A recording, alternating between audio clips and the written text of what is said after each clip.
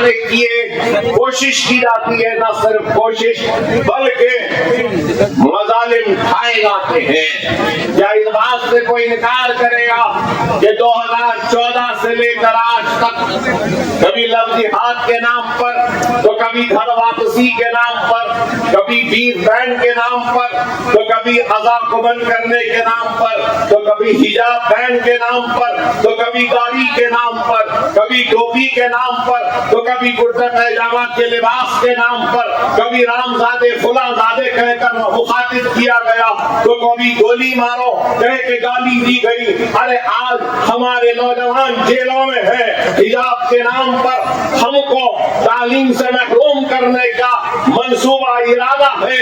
आप खुद बताइए कि आज इतने मजालिम, इतना जुल्म होने के बाद अगर मजलूम कौम मुत्तहिद नहीं होती, एक मरकज़ सियासी पे नहीं आती, तो फिर उस कौम का क्या होगा? मैं क्या, आप खुद बेहतर समझ सकते हैं, जान सकते हैं। अगर आज हम खड़े रहकर बात कर रहे हैं तो लोग कहेंगे कि अब्बास साहब आप हिजाब की, दाढ़ी की, टोपी की, अदा की, नमाज की, शरीयत की, आखा की जायदादों, वक्फे के जरिए या तलाक सलासा की बात कर रहे हैं और सिर्फ इन बातों के जरिए अपनी कौम को मुत्तहिद करना चाहते हैं। नहीं, मैं सिर्फ इन बातों के जरिए ही मुत्तहिद करने की बात नहीं कह रहा हूँ, बल्कि जो हो रहा है वो बयान करते हुए अहले दिल को इस बात पे मजबूर कर रहा हूँ कि अगर आज भी तुम अपने इख्तिलाफात को बनाए ताक रखते हुए एक मरकज़ सियासी पर मुत्तहिद नहीं होंगे और इत्तेहाद को पैदा नहीं करेंगे, तो हम फिर इन हालात का कैसे आगे बढ़कर मुकाबला करेंगे? आपको गौर करना है, समझना है कि क्या हालात है। अगर हम इन हालात में भी अपने हक का इस्तेमाल सही नुमाइंदे के लिए, सही उम्मीदवार के लिए नहीं करेंगे, तो फिर नाइंसाफियों का सिलसिला जारी रहेगा, हक तलफी का सिलसिला जारी रहेगा और मजालिम का सिलसिला जारी रहेगा। जो भी जुल्म होता है, सबसे पहले अगर आवाज उठती है तो अल्हम्दुलिल्लाह, अल्लाह का शुक्र है कि वो मजलिस इत्तेहाद अल-मुस्लिमीन की आवाज होती है। अगर अखलाक को मारा गया तो सबसे पहले आवाज उठने वाली आवाज का नाम मजलिस इत्तेहाद अल-मुस्लिमीन है। अगर ट्रेन में दाढ़ी के नाम पर मारा गया तो उस वक्त भी उठने वाली आवाज का नाम मजलिस इत्तेहाद अल-मुस्लिमीन है। हिजाब की नाम पर तालीम से महरूम करने की बात आई तो उस वक्त भी आवाज उठने वाली का नाम मजलिस इत्तेहाद अल-मुस्लिमीन है। तलाक सलासा के नाम पर भी अगर कानून बनाया गया तो सबसे पहले आवाज उठी तो उसका नाम मजलिस इत्तेहाद अल-मुस्लिमीन है। CA/NRC पर आवाज उठी तो मजलिस इत्तेहाद अल-मुस्लिमीन है। आप खुद गौर करिए, बीफ बैन है तो सबसे पहले उठने वाली आवाज मजलिस इत्तेहाद अल-मुस्लिमीन है। अगर आप देखिए, हर मसले पर वक्फ के तरमीमी बिल पर आवाज उठी तो मजलिस इत्तेहाद अल-मुस्लिमीन है। हर वक्त हर मसले पर अगर आवाज उठती है तो वह मजलिस इत्तेहाद अल-मुस्लिमीन की आवाज है। अगर आज आप और हम इस आवाज को मजबूत नहीं करेंगे, मुस्तहकम नहीं करेंगे, इस आवाज को ताकत नहीं बख्शेंगे, तो फिर कोई नहीं होगा इन मजालिम के खिलाफ आवाज उठाने वाला। आज आप गौर करिए, समझिए मेरी इस बात को। मैं बार बार कह रहा हूं, बड़े दर्द के साथ, बड़े कर्ब के साथ कह रहा हूं।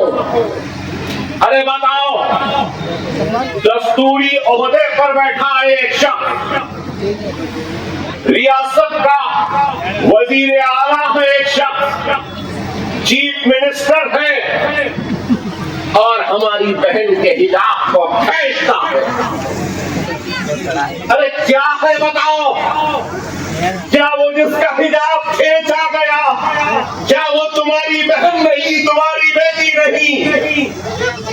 क्या वो तुम्हारी कलवगो बहन नहीं? बताओ। अरे क्या नाइंसाफी है।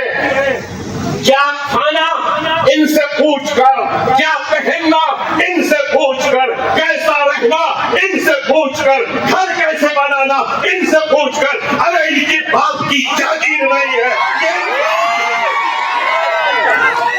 मैं कुछ भी पहनूं ये मेरा इख्तियार है, मैं कुछ भी खाऊं ये मेरी मर्जी है। ये बात मैं इसलिए कह रहा हूं कि दस्तूर ने मुझे हक दिया है, दस्तूर ने मुझे इजाजत दी कि मैं जो चाहूं पहन सकता हूं, जो चाहूं खा सकता हूं। घर बनाया तो बुलडोजर, मस्जिद बनी तो फिर बुलडोजर, हिजाब पहना तो तालीम से महरूमी, थैली में गोश्त है तो बीफ है कहकर मारा गया, सर पे टोपी है तो पीटा जा रहा है, चेहरे पे दाढ़ी है तो मारा जा रहा है। अरे बताओ, क्या ये जुल्म नहीं तो अब क्या है? बताओ ऐ जालिमों, तुम जुल्म करते करते थक जाओगे, लेकिन हिंदुस्तान का मुसलमान ये जुल्म के सामने झुकेगा नहीं।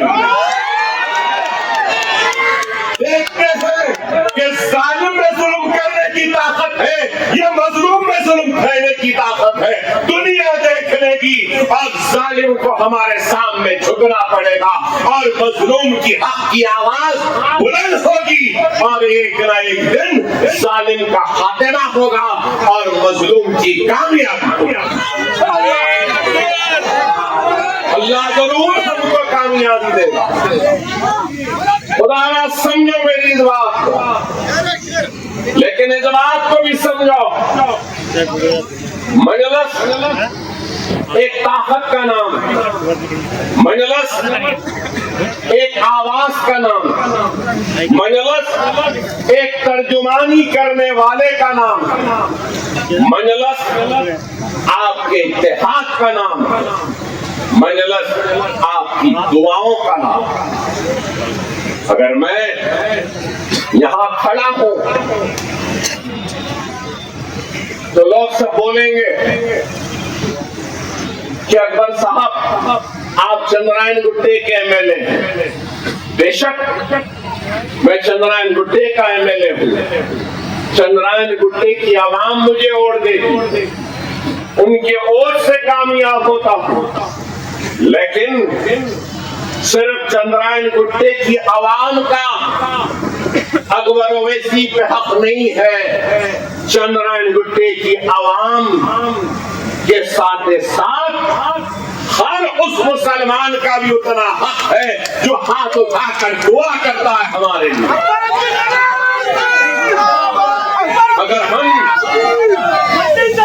अगर हम उनके वोट से जीत रहे हैं तो आपके दुआओं से भी जीत रहे हैं। अगर मैं आज जिंदा हूं तो दुआएं ही थी जो मुझे मौत के दरवाजे से खींच कर लाई और मैं आज आपके दरमियान में हूँ।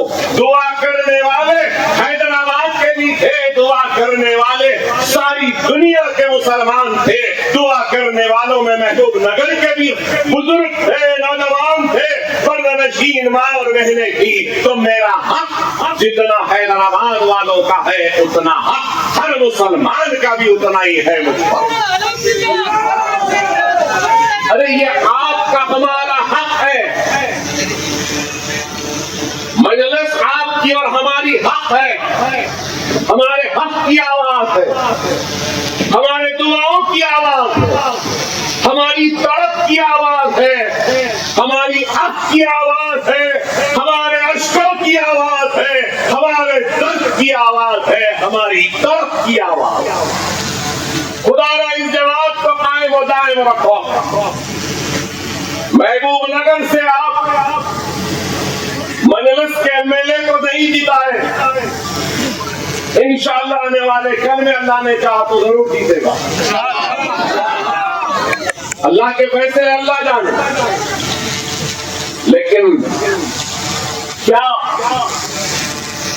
मुसलमानों के मसाइल पर कभी भी अकबरुद्दीन ओवैसी ने ऐवान असम्बली में लापरवाही की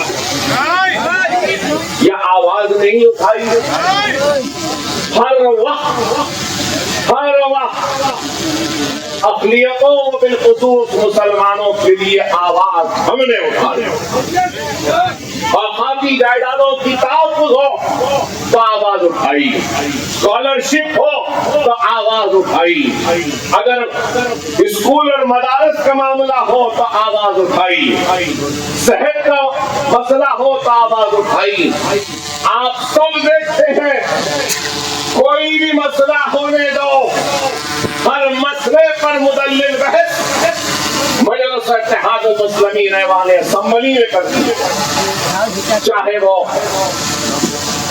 सनत का हो, तिजारत का हो, किसानों का हो, सेहत का हो, अक़लियतों का हो, बैकवर्ड क्लासेस का हो, एससीज का हो, एसटीज का हो, इरिगेशन का हो, पानी का हो, बिजली का हो, अरे कोई भी मसला रहने दो, हर उस मसले की बहस में अकबरुद्दीन ओवैसी भी हिस्सा लेता है या नहीं? आप खुद अपने आप से सवाल लेता हूं ना। और जब भी अकबरुद्दीन ओवैसी खड़े हो जाता है तो इधर से भी लोग आते हैं, उधर से भी आते हैं, इधर से भी चिट्ठी आती है, उधर से भी चिट्ठी आती है। अकबर साहब रहम करो, अकबर साहब आपका रिसर्च बहुत जबरदस्त रहता है, अकबर साहब अगर आप कुछ बोल दिए तो हमारी बेइज्जती हो जाएगी, अकबर साहब थोड़ा कम बोलना। राव साहब भी थे तो वही बोलते थे, रेड्डी साहब भी है तो वही बोलते। मगर मेरा आपसे एक सवाल है, मेरा आपसे एक सवाल है, एससी का मसला हम उठाते, बीसी का मसला हम उठाते, एंडोमेंट का मसला हम उठाते, सनत का है, इंडस्ट्री हम उठाते, टूरिज्म का है, उसमें भी हम हिस्सेदारी, हर मसले, इरिगेशन रहने दो, बिजली रहने दो, हर उसमें हम रहते हैं। टीआरएस है, कांग्रेस है, बीजेपी है, क्या किसी एक को मुसलमानों का मसला उठाते हुए आपने सुना या देखा? आपका मसला तो हम ही उठाते हैं, दूसरों का भी हम उठा रहे हैं। फिरका परस्ती तुम में है या हम में है? फिर भी कहते हैं तेरे फिरका परस्त अकबरुद्दीन ओवैसी कम्युनल, ओवैसी ब्रदर्स फिरका परस्त, ओवैसी ब्रदर्स भड़काऊ भाषण। अरे बाबा, ओवैसी ब्रदर्स हर मसला उठाते हैं। असदुद्दीन ओवैसी चाइना का मसला उठाने वाली सबसे पहली शख्सियत का नाम है। तो यहाँ असम्बली में भी दलितों का मसला रहने दो या फिर बीसीस का रहने दो, उन मसले को उठाने वाली मजलिस इत्तेहादुल मुस्लिमीन ही है।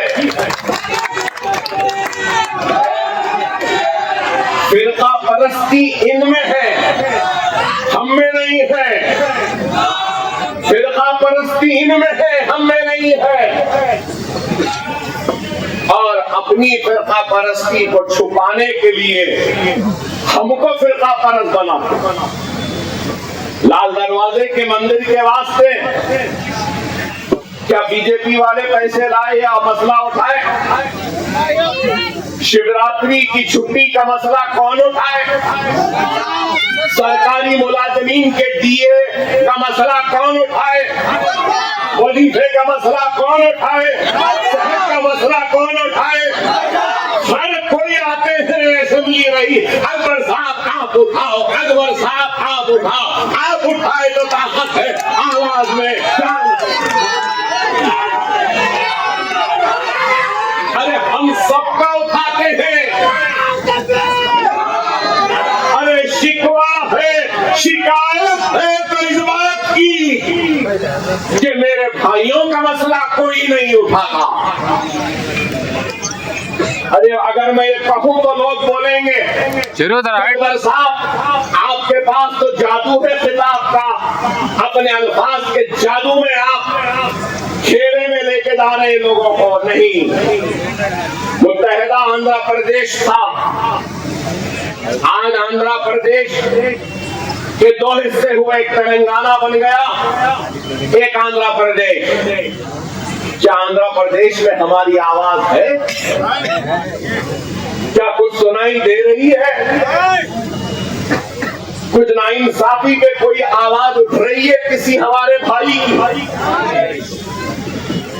अरे मजलिस है तो आवाज है, मजलिस है तो तर्जुमानी है, मजलिस है तो हक बयानी है, मजलिस है तो नाइंसाफी पे आवाज है। अरे समझो, समझो हमारी ताकत। अरे सियासत हर किसी का काम नहीं है मेरे भाई। जैसे तिजारत हर किसी का काम नहीं, जैसे सेहत हर किसी का काम नहीं, वकालत हर किसी का काम नहीं। वकालत वकील अच्छा कर सकता, सेहत के बारे में डॉक्टर अच्छा कर सकता, तिजारत एक ताजिर कर सकता, सियासत खुदारा एक सियासत को करती, इमामत एक इमाम कर सकता है, मौजनी एक मौजन कर सकता है। आज अगर हमारे दुश्मन जो हमको तबाह करना चाहते हैं, इनकी कामयाबी का राज ये है कि इन्होंने सबको अपनी अपनी जिम्मेदारी दी, अपनी अपनी जिम्मेदारी दी। डिस्ट्रीब्यूशन ऑफ वर्क है उनके पास, तुम्हारा काम तुम करो। एक है आरएसएस का, तो उससे कहते हैं कि ठीक है तुम किसमें एक्सपर्ट है, तो वो कहता है मैं तिजारत में, तो तिजारत का काम करे। एक कहता है मैं वकालत, तो वकालत कर, सेहत तो सेहत कर, तालीम इदारे तो तालीम इदारे चला, अगर तू सहाफी तो सहाफत कर। डिस्ट्रीब्यूशन ऑफ लेबर जिसको कहते हैं, डिस्ट्रीब्यूशन ऑफ लेबर है। लेकिन हमारे पास क्या है? वकील है तो वो भी सियासत करता, डॉक्टर है तो वो भी सियासत करता, ताजिर है तो वो भी सियासत करता। अब ये हाल हो गया है कि सियासतदान सियासत कम कर रहा है, बाकी सब लोग सियासत कर रहे हैं। वहीं पे बेड़ा गर्क होता है, तबाही बर्बादी वहीं पर आती।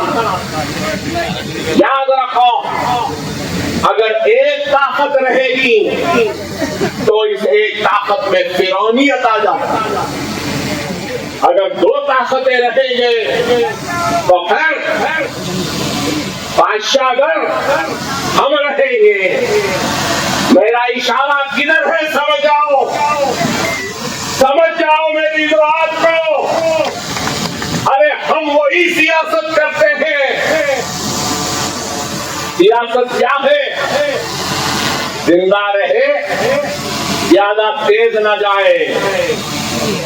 अगर तेज जा रहा तो उसको रोक देना, मर रहा है तो मरने नहीं देना। यही है, समझ रहे ना? ना मरने देना है, ना तेज जाने देना है। तेज दौड़ रहा है तो लगाम खींचना है, मर रहा है तो ऑक्सीजन देके जिंदा रखना है।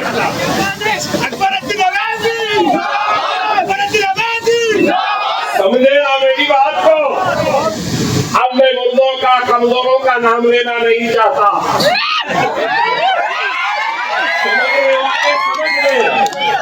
समझने वाले समझ गए, अक्लमंद को इशारा का। समझो मेरी बात को। लोग मुझसे पूछते हैं अकल साहब आप ऐसे हैं, तो मैंने भी सालार से पूछा था एक मरतबा, बाबा ये शख्स ऐसा है, ये शख्स ऐसा है, ये शख्स ऐसा, इन्हें ऐसा, इन्हें ऐसा, क्यों आप इनके करीब? तो सालार ने मुझसे कहा मियाँ तुम बहुत जज्बाती है, बहुत गुस्सा है तुमको। सही है तुम्हारी बात, ये ऐसा सही है तुम जो कह रहे हैं, ये बात सही है कि इसमें जहर है, ये सही है कि इसमें नफरत है, ये सही है कि ये जालिम है। लेकिन सालार ने मुझसे कहा मियाँ हमारे नसीब में, हमारी किस्मत में सांपों में रहना लिखा जा चुका है। बस ये देखो कि कौन से सांप में कम जहर है।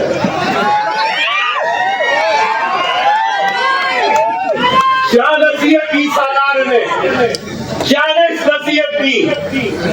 अब आज लोग बोलते हैं अकबर साहब, मजलिस असद ओवैसी साहब, ओवैसी ब्रदर, जो हुकूमत में आया उसके करीब हो जाते, जो चीफ मिनिस्टर आया करीब हो जाते।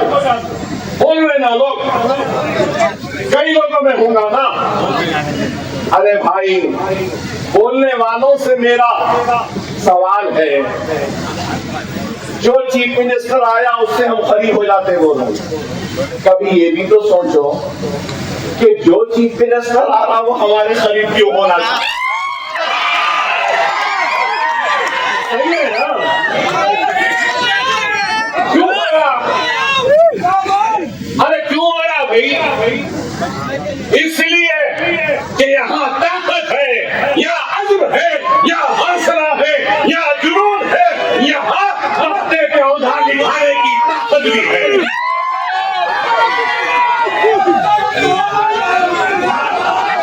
नो रहो, मालूम उनको सबसे ढस लेना है, इनसे नहीं। हाँ है। अरे मैं शायद मुझे याद भी नहीं है कि कितने बरस के बाद में मैं नजर आया, कई बरस के बाद मैं नजर आया। देखिए करीब 14 साल, 12-14 साल, मगर आप देखो 5 साल भी नहीं हुए, 2 साल में बेचारे बुढ़े को लोग, मैं किसी का नाम नहीं लिया, मैं किसी का नाम नहीं लिया, मैं 14 साल के बाद भी आया तो ये मोहब्बत है।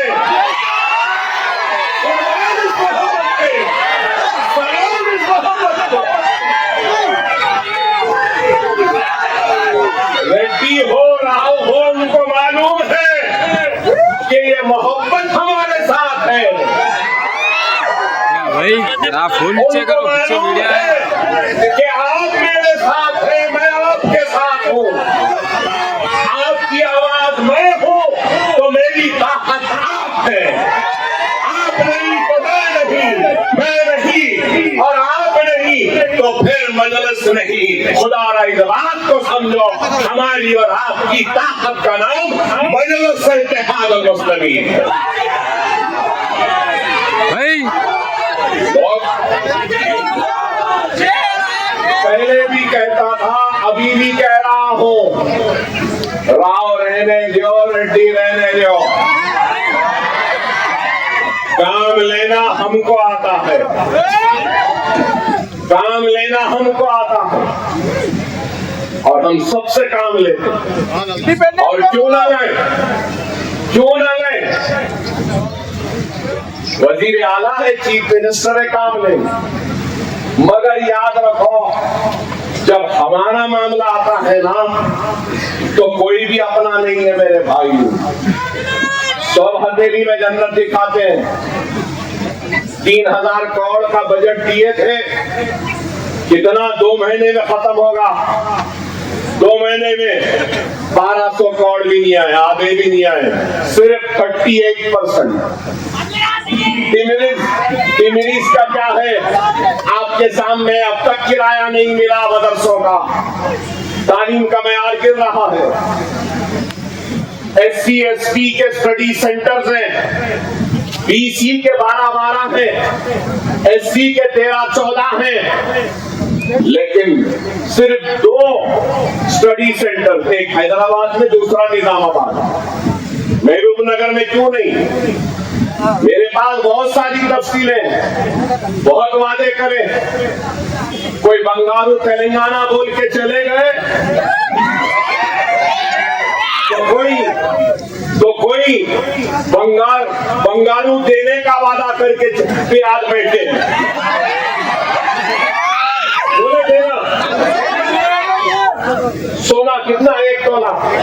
मिला, मोटरसाइकिल मिली, साइकिल मिली, 25,000 बेरोजगारी का भत्ता मिला, सिलेंडर मिला, 200 रुपये माफ होने बिजली पे मिला। अरे यही बोल रहा हूँ, टूटे फूटे आधे चल रहे, आधे रुक जा रहे, बसों में औरतों को दे दिए, मर्दों से किराया बढ़ रहा। और क्या गलत है? आप बताओ। अरे कुछ नहीं मैं कह रहा हूँ, सिर्फ और सिर्फ हथेली में जन्नत। आप पीछे जाकर गौर से सुनो, जब ये हुकूमत आई थी 6 गारंटी के ऊपर, मैंने असेंबली में तकरीर करते हुए कहा कि 6 गारंटियां नामुमकिन है। बोले हाँ हम करेंगे। अरे कहां से करेंगे भाई? ये कितने वादे करे, ये वादे करने के वास्ते लाखों करोड़ होगा। हैदराबाद में एक मावेरा है, मालूम आपको? मालूम? नौजवानों को नहीं मालूम होगा, गरीबों को मालूम है। नंगा नाइंगा क्या नहीं छोड़ी, ये हाल है। आप बताओ, आप बताओ। और बोलते हमारे पास पैसा नहीं है। अरे एक सरकारी मुलाजिम वजीफे पे सुबुकदोश हो रहा है, उसके पैसे नहीं मिल रहे। बीमार दवा खाने में पैसे नहीं मिल रहे। ये बेचारे सिक्योरिटी के पुलिस वाले हैं, इनका डीए नहीं मिल रहा, इनको छुट्टी के पैसे नहीं मिल रहे, टीचर्स को पेपर करेक्शन के पैसे नहीं मिल रहे, पुराने बिना पेंडिंग है नहीं मिल रहे। बोल रहे क्या करेंगे, पैसा नहीं है, क्या करेंगे, पैसा नहीं है।